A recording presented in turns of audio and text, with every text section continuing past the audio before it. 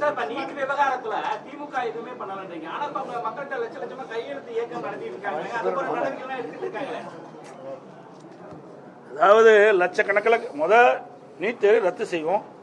ஆட்சிக்கு வருவதற்கு முன் ஒரு பேச்சு, ஆட்சிக்கு வந்த பிறகு ஒரு பேச்சு, இரட்டை நிலைப்பாடு தான் திமுகவுடைய நிலைப்பாடு என்று வெட்டு வெளிச்சமாகிவிட்டது.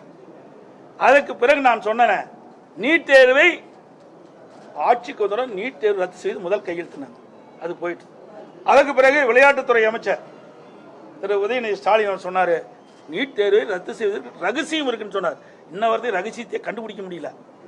அடுத்தது ஒரு கையெழுத்துல ரத்து செய்யறோம்னு சொல்லிட்டு லட்சக்கணக்கான கையெழுத்து வாங்கினாங்க, ஊர் பூரா வாங்கினாங்க. அவருடைய கூட்டணி கட்சி தலைவிட்டு வாங்கினாங்க.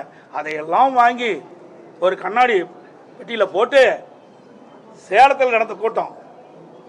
ஏன்னா எங்கேயுமே இடம் இல்லை, சேலத்தை இடத்தை தேர்வு செய்து அங்கே திமுக இளைஞர் அணி மாநாட்டை நடத்தினாங்க. அந்த மாநாட்டில் அந்த நீட் தேர்வு ரத்து செய்வதற்காக வாங்கப்பட்ட படிவமெல்லாம் காற்றில் பறக்க விட்டு காலில் மிதிபட்டு குப்பத்தொட்டிக்கு போன காட்சியை ஊடகத்திலையும் பத்திரிகையிலையும் தெளிவாக மக்கள் பார்த்தாங்க. இதுதான் நீட் தேர்வு ரத்து செய்கின்ற ரகசியம். அது ஒவ்வொன்றா ஒரு வண்டியில டயர் ஒவ்வொன்றா கழுவிட்டு போற மாதிரி போயிட்டு இருக்கு. 4 டயர் இருந்தா 2 டயர்லாம் போயிட்டு இருக்குது.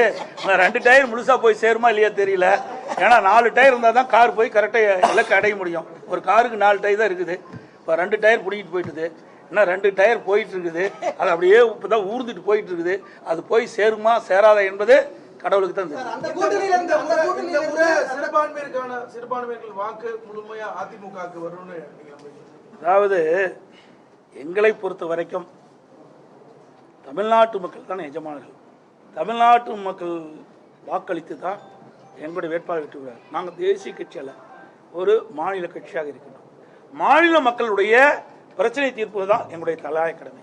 தமிழ்நாட்டை பொறுத்தவரைக்கும் சிறுபான்மை மக்களுக்கு அரணாக இருப்பது அனைத்து இந்திய அண்ணா திராவிட முன்னேற்ற கழகம். அவர்களுக்கு ஏதாவது பிரச்சனை எல்லாம் முதல் குரல் கொடுப்பது அதிமுக தான். இதுதான் எங்களுடைய நிலைப்பாடு. ஆக அவர்களுக்கு ஏதாவது சிறுபான்மை மக்களுக்கு ஏதாவது தமிழகத்தில் பிரச்சனை ஏற்பட்டால் அந்த பிரச்சனை தீர்ப்பதற்கு முதல் குரல் கொடுப்பது அனைத்து இந்திய அண்ணா திராவிட முன்னேற்ற கழக கட்சி. கரண்ட் போல கலந்துட்டு போயிட்டுது. கரண்ட் போற டயர்ல தனித்தனியா கரண்ட் ஓடிட்டுது.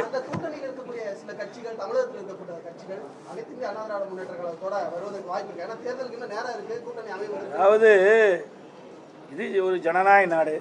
ஒவ்வொரு கட்சிக்கும் ஒரு உரிமை இருக்குது, ஒரு பார்வை இருக்குது. இன்னும் தேர்தல் நெருங்கலை. தேர்தல் அடுத்த மாதம் 2வது வாரத்தில் தான் அறிவிப்பதாக தகவல். அப்படி கால அதிகமாக இருக்கின்ற காரணத்தினால அதுக்கு தகுந்தவாறு தான் ஒவ்வொரு கட்சியும் செயல்பட்டு இருக்குது. ஏன்னா ஒவ்வொரு கட்சியும் தன்னுடைய பலத்தை நிரூபிக்க வேண்டும் என்று ஒரு கட்டாயத்தில் இருக்கிறார்கள். அதனால எந்த கட்சி எங்கே இருக்குன்னு பொறுத்திருந்து பாருங்க.